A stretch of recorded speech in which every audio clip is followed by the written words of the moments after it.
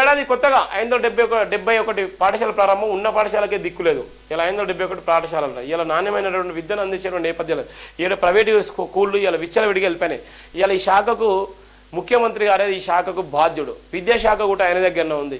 ఎడిపోతుందంటే ఇలా విద్యాశాఖలో ఉన్నటువంటి ఇష్టానుసారంగా ఫీజులు పెంచుకున్నారు. ఇష్టానుసారంగా ఇవాళ స్కూళ్ళ మీద ఇవాళ ఉన్నటువంటి బుక్స్లు అని ఇవాళ డ్రెస్సులు అని ఇవాళ వాళ్ళకు వగేర అనేకమైనటువంటి ఇష్టానుసారంగా తీసుకుంటే దిక్కుముక్కల 571 గవర్నమెంట్ పాఠశాలలు 571 స్కూళ్ళు ప్రారంభం కాదన్నా ముఖ్యమంత్రి అన్న, నువ్వు ఏం చేస్తున్నావు ఒకసారి నువ్వు అర్థం చేసుకో. ఎవరి కోసం పనిచేస్తున్నావు అర్థం చేసుకో. ఏ జాతులు అయితే నేను నిలబెట్టినాయో, ఏ కుటుంబాలు అయితే నేను నిలబెట్టినాయో, ఎక్కడి నుంచే నేను తీసుకొచ్చి ఇలా అత్యున్నతమైన స్థానంలో నేను కూర్చోబెట్టిలో దానికోసం పని అన్నా.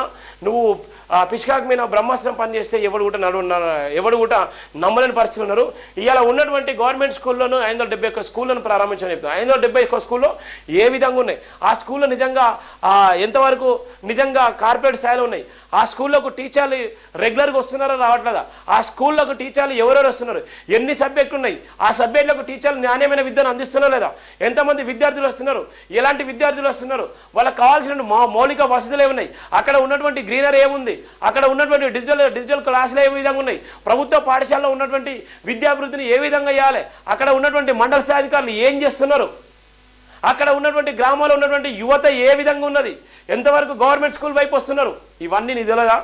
నీ పిల్లలు మాత్రం నీ మనవడు మనవరాళ్ళు నీకున్నటువంటి కుటుంబ సభ్యులు, నీ తమ్ముని పిల్లలు అన్న పిల్లలు ఇలా ఉన్నటువంటి గొప్ప గొప్ప పాఠశాలలు చదువుకోవాలి. ఇవాళ ఉన్నటువంటి పేద బడుగు బలైన వర్గాలకు సంబంధించి నీకు ఓటేసినటువంటి పిల్లల కుటుంబాలు మాత్రం ఇంకా దిక్కుదోషని పరిస్థితిలో ఉండాలి. ఇలా కనీసం బుక్స్ను కూడా కొనుక్కోలేనటువంటి దౌర్భాగ్యమైన పరిస్థితులు ఉన్నారు. అలాంటి సందర్భంలో 571 స్కూళ్ళను ప్రారంభించడం. ఒక పక్కన గురుకుల పాఠశాలలో ఇలా మహిళలు కనీసం టాయిలెట్లు పోదామన్నా కూడా వాటర్ లేనటువంటి పరిస్థితి, స్నానం చేద్దామన్నా కూడా భయంకర పరిస్థితి, ఒక పక్కన పురుగులు అన్నము, ఒక పక్కన భయంకర పరిస్థితి వచ్చి రోడ్ల మీదకి వచ్చి ధర్నాలు రాసేలోకి వేసేటువంటి పరిస్థితి ఇవాళ నీ ప్రభుత్వంలో కనబడట్లేదా? వాళ్ళని ఎంతవరకు మేలు చేస్తావు, ఎంతవరకు వాళ్ళ న్యాయం చేసావు, ఎంతవరకు వాళ్ళ కోసం నిలబడ్డావు? ఇవాళ ఉంపుడు దింపుడు మాటలతోనే ఇవాళ గద్దెనెక్కినావు. ఎవరి కోసం ఎక్కావు, ఏం చేస్తున్నావు? ఇలా విద్యాశాఖ నీ దగ్గర ఉంది. ఇలా ఉన్నటువంటి ప్రభుత్వ అధికారులు ఎంతవరకు పనిచేస్తున్నారు? ఎంఈఓ అనేటువంటి వ్యక్తి ఎంతమంది తెలుస్తున్నది? ఇలా మండల ఎడ్యుకేషన్ ఆఫీసర్, జిల్లా ఎడ్యుకేషన్ ఆఫీసర్, ఇలా ఉన్నటువంటి జిల్లా కలెక్టర్లు ఏం చేస్తున్నారు? ఎన్ని స్కూళ్లను పర్యవేక్షిస్తున్నారు? ఎన్ని స్కూళ్ళకు అనుమతులు ఇస్తున్నారు? ఇలా ప్రైవేట్ స్కూళ్ళకు ఇష్టానుసారంగా దోపిడీ వ్యవస్థ చేసేటువంటి ఆ స్కూళ్ళ మీద ఎంతవరకు నిజంగా చేరుస్తారు? ఇలా శ్రీచేతులు నారాయణ కాలేజీలు ఇవాళ విచ్చలవిడిగా డబ్బులు దండుకున్నాయి, డొనేషన్ల పేరుతో కోట్ల రూపాయలు వసూలు వస్తున్నాయి. మరి ఎంతవరకు నువ్వు చేస్తున్నావు? ఇవన్నీ అల్లడిప్పి మాటలతోనే రేవంత్ రెడ్డి 18 నెలలు 19 నెలలు గడిపిండు. ఇక కాంగ్రెస్ ప్రభుత్వం అంటే ఇక నమ్మలేనటువంటి దౌర్భాగ్యమైన పరిస్థితిలో రేవంత్ రెడ్డి తీసుకొచ్చింది. ఇప్పటికే రాహుల్ గాంధీ నమ్మలేని పరిస్థితుల్లో ఈయన చేసేటి ఒక మాటలు, చెప్పేది ఒక మాటలు.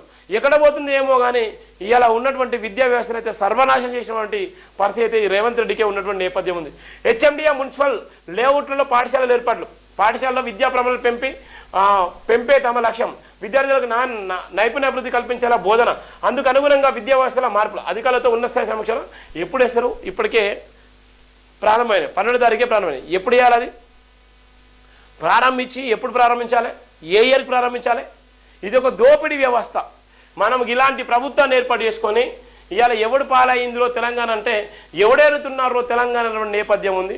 ఒక పక్కన భయంకరమైనటువంటి నేపథ్యం, ఒక పక్కన ఇష్టానుసారంగా ఉన్నటువంటి నేపథ్యం కూడా మనం చూస్తున్నాం. పాపం చూడండి ఎంత బాధాకరము, భయంకరమైనటువంటి నేపథ్యాన్ని కూడా మనం చూస్తున్నాం.